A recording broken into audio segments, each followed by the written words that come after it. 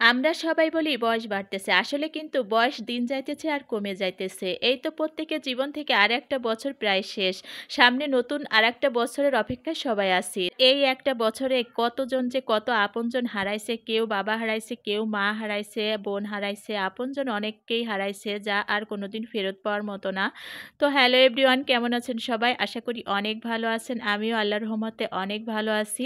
তো আজকে এই তো দুপুর থেকে ব্লগটা শুরু করেছি। আসলে সকালবেলা আজকে কালকের ভাত ছিল অনেকগুলা, সেই গরম করে তারপরে মানে খাইছি। মানে ডিম ভাইজা আর তরকারি যা ছিল ওইগুলা দিয়ে খাওয়া-দাওয়া করছি। তারপরে আপনাদের ভাইয়া গেছিল বাজারে। বাজার থেকে এই তো কিছু সবজি নিয়ে আসছে আর কিছু মাছ নিয়ে আসছে। তো সবজিগুলো ১ম এই তো আমি গুছিয়ে নিতেছি। গাজর আনছে, টমেটো আর হইছে সিম আর আমার প্রিয় শাক মানে মিষ্টি কুমড়া শাক আমার খুব পছন্দর। তো যাই হোক শাক নিয়ে আসছে, সব গুছিয়ে এই তো মাছগুলো ঢেলে নিতেছি। আসলে ফ্রিজ অনেক বড় মাছ রয়েছে, অনেকদিন হয় ছোট মাছ খাওয়া হয় না।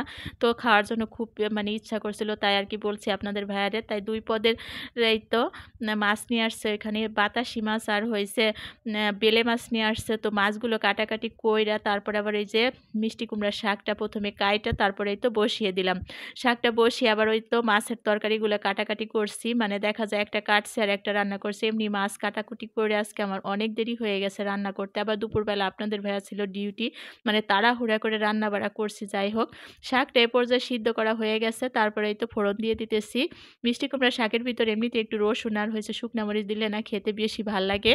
তো এ পর্যায়ে এই তো বাগারটা দিয়ে দিলাম। বাগারটা দিয়ে সুন্দর করে ভাজা, ভাজা করে নেড়ে-চেড়ে নিতে হবে। শাকটার ভিতর রস থাকলে কিন্তু খেতে ভাল লাগবে না। তাই আরকি ভালো করে ভাজা, ভাজা করে নিয়েছি। তারপরেই তো আজকে ওই যে ছোট মাছ, ওই মাছগুলোই রান্না করতেছি। এখানে মানে কয়েক পদের মাছ ছিল। বাতাসি, পাবদা, তারপরে মাছ, তারপরে আরো কয়েক পদের আমি চিনিও না। তো যাই হোক, এই যে মাছগুলো ১ম এ টমেটো, পেঁয়াজ, মরিচ, একটু জিরা বাটা আর হইছে শুকনা মসলা দিয়ে মাখিয়ে তারপরে এই যে সবজিগুলো দিলাম। এর ভিতরে কয়েকটা সিম, একটা বেগুন আর হইছে একটু আলু দিয়ে তারপরে রান্না করতেছি। তারপরে সুন্দর করে মাখিয়ে এর ভিতরে একটু হাতটা ধুয়ে পানি দিয়ে দেব। আসলে মাখানো তরকারিটা কিন্তু একটু সুন্দর করে না মাখালে খেতে ভালো লাগে না। তো এ পর্যায়ে তো মাখানো হয়ে গেছে। এখন ঢেকে কিছু সময় নিয়ে রান্না করে নিব। তো মাছের তরকারিটা কিন্তু প্রায় আমার হয়ে আসছে। এর ভিতরে এখন একটু ধনিয়া পাতা দিয়ে আরেকটু সময় নিয়ে রান্না করব।